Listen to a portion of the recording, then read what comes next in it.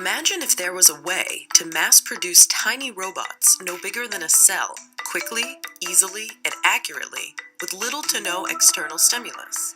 Well, a team of engineers at MIT have developed a novel method where they can do just that.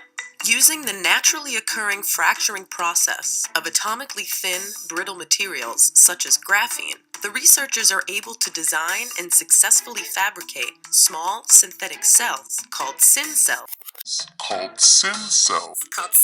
for short, that could eventually be used to monitor conditions inside an oil or gas pipeline or search out disease while floating through the bloodstream.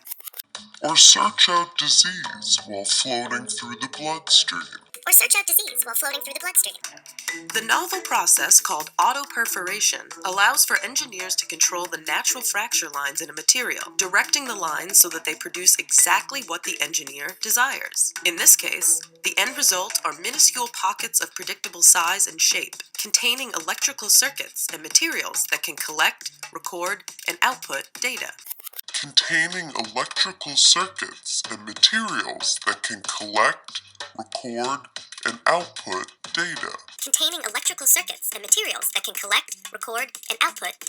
To build these syn cells, first a layer of graphene is laid down on a surface. Then, tiny dots of a polymer material containing the electronics for the devices are deposited by a microarray printer. Then, a second layer of graphene is laid on top. When the top layer of graphene is placed over the array of polymer dots, the places where the graphene drapes over the edges of the dots form lines of high strain in the material. You can think of a tablecloth draped over a circular table. The highest levels of strain develop toward the table edges, where the cloth hangs down.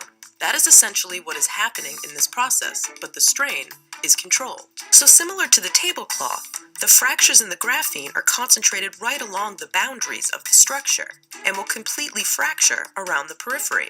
The result? A round piece of graphene that looks as if it's been cleanly cut out by a microscopic hole punch. Apart from the syn cell's potential uses for industrial or biomedical monitoring, the researchers say that the way the tiny devices are made is itself an innovation with great potential. This general procedure of using controlled fracture as a production method could potentially be used with any 2D material, essentially opening up a whole new toolkit for micro and nano fabrication.